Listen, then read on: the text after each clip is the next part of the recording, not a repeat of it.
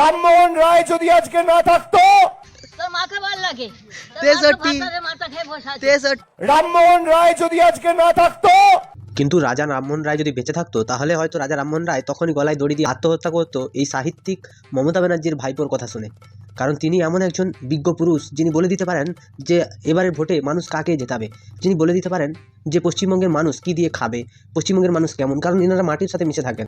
ও তাই নাকি? রাজা রামমোহন রায়কে তিনি নাকি পতিদাহ প্রথা রোধ করেছিলেন। মানে ভাবতে পারছো ইনারা কোন লেভেলের শিক্ষিত একজন বিজ্ঞ বিচি। তো আজকে এই বিজ্ঞ বিচিদের নিয়ে কথা বলবো, তোমরা ভিডিওটা শেষ পর্যন্ত দেখতে থাকো, কথা দিচ্ছি দারুণ মজা পাবে। তো চলো আর বেশি না ওকে ভাট, আজকের ভিডিওটা শুরু করা যাক। তো হে বাঙালি, হ্যালো বাঙালি, নমস্কার বাঙালি, কেমন আছো তোমরা সবাই? আশা করি অনেক অনেক ভালো আছো। তো আজকের একটা নতুন ভিডিওতে তোমাদের সবাইকে অনেক অনেক স্বাগত। আমার মা বা আপনার মা যদি মারা যেত, তাহলে তৃণমূলের যে শ্রাদ্ধ দিবসগুলো পালন করা হয় সেগুলো আর হতো না, কারণ পতির সাথে সতী যাওয়ার কথা হয়েছিল, সতীর সাথে পতি নয়। মুখ্যমন্ত্রী মমতা ব্যানার্জি তিনি নিজে সাহিত্যিক হলে কী হবে, ভাইপোকে বিদেশে রেখে পড়াশোনা করিয়েছেন, কিন্তু দেশে মেয়েবাজি করেই হয়তো দিন কাটিয়ে দিয়েছে, পড়াশোনাটা তার দ্বারা হয়ে ওঠেনি। কি আর করা যাবে বলো? পশ্চিমবঙ্গে ভাইপো ব্যানার্জি তিনি পশ্চিমবঙ্গে মানুষ হিসেবে কেমন সেটা তো পশ্চিমবঙ্গে সবাই জানে। কয়লা থেকে বালি, বালি থেকে পাথর, সবই মোটামুটি ভাইপো কম বেশি খেয়ে থাকে। তো এই ভাইপো তিনি একজন এমন মাপের শিক্ষিত যুবক, এইসব শিক্ষিত যুবকের জন্যই পশ্চিমবঙ্গে মুখ্যমন্ত্রী বলেছিলেন যে তোমরা সবাই ঘুগনি বেচো, কারণ পশ্চিমবঙ্গের শিক্ষার হাল সেগুলো কোথায় গিয়ে পৌঁছেছে ইনার এই ভাষণ শুনে বোঝা যায়।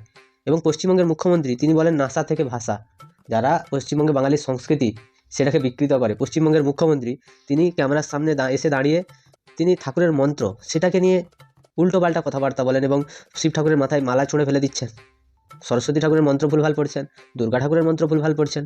এবং তিনি এই শিক্ষিত মুখ্যমন্ত্রীর ভাইপো তিনি আবার পতিদাহ প্রথা চালু করলেন। মানে পশ্চিমবঙ্গে আর নতুন কী কী দেখতে হবে?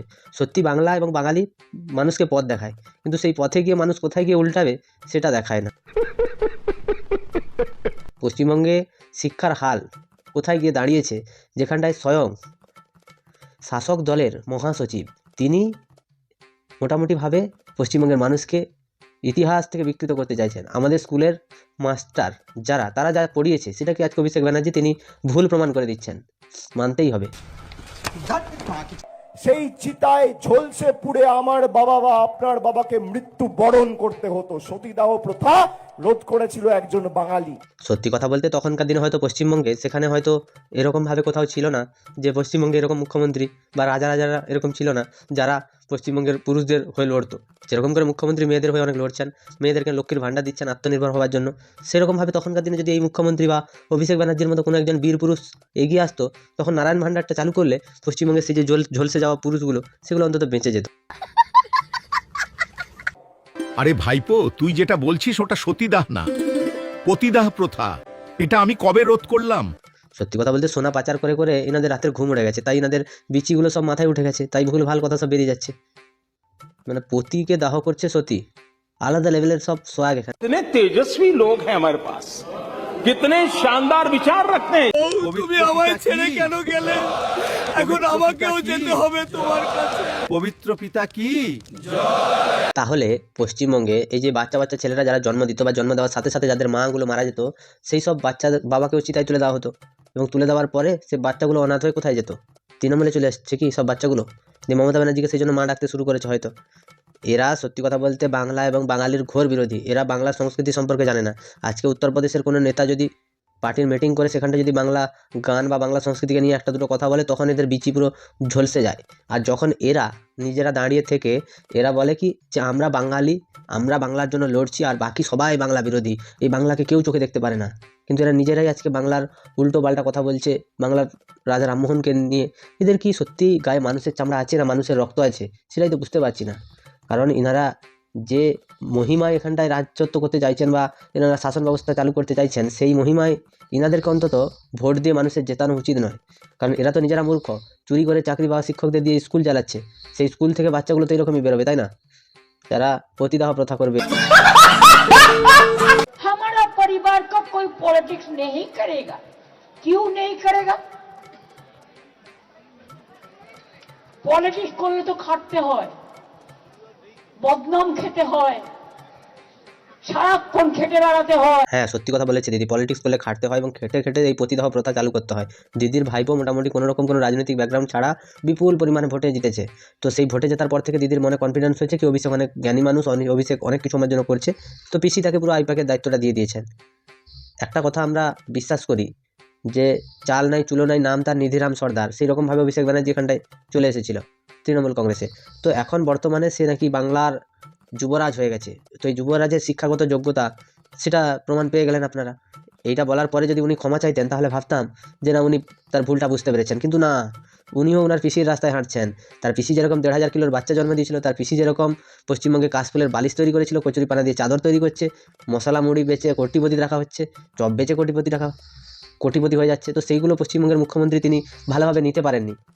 সেই জন্যই আমি তাকে একটা কথা বলতে চাই যে পশ্চিমবঙ্গে থেকে পশ্চিমবঙ্গের খেয়ে আর পশ্চিমবঙ্গের মানুষকে ঢপ দেওয়া এগুলো বন্ধ করো। भैंचो सारे मिलके हमको पागल बना रहे। আর তোমার ছেলে কিচ্ছু করবে না, তিনি এখন ইন্টারন্যাশনাল প্রেসিডেন্ট। কথাটা ইনি অমিত শাহকে বলেছেন। তার ছেলে যেহেতু ইন্টারন্যাশনাল প্রেসিডেন্ট, তাই তাকে বলেছেন যে তোমার ছেলে কিছু করবে না। আচ্ছা, জয় শাহ কি কিছু করেনি? সে কি এমনি এমনি আইসিসিআই বোর্ডের প্রেসিডেন্ট হয়ে গেছে? আর পশ্চিমবঙ্গের মুখ্যমন্ত্রী মমতা ব্যানার্জির ভাইপো, তিনি কি কিছুই মানে তিনি কত লড়ে এসছেন? তিনি যে ডাইরেক্ট এসে সাংসদের পদটা পেলেন, বিধানসভায় যাচ্ছেন, তিনি তিনি কোন রাজনৈতিক ব্যাকগ্রাউন্ড থেকে এসেছেন? তিনি না পঞ্চায়েত লড়েছেন, না তিনি কোনো কাউন্সিলরের পদের জন্য লড়েছেন। কিসের জন্য লড়েছেন? শুধুমাত্র নিজের ভাইপোকে তাকে এই দলের মাথায় বসাতে তিনি পার্থ চ্যাটার্জি থেকে শুরু করে মদন মিত্র, কোন বড় নেতাটা নেই যারা পশ্চিমবঙ্গে তৃণমূল কংগ্রেসের উত্তরসূরি হওয়ার যোগ্য ছিল। প্রত্যেকটা মানুষকে উনি ফাঁসিয়েছেন। সবথেকে বড়োভাবে ফাঁসিয়েছেন সেটা হচ্ছে শুভেন্দু অধিকারীকে। কারণ তিনি ভালোভাবেই জানতেন যে শুভেন্দু অধিকারী যতদিন থাকবে ততদিন অভিষেক ব্যানার্জির তৃণমূলে জায়গাটা পাকাপাকি হবে না।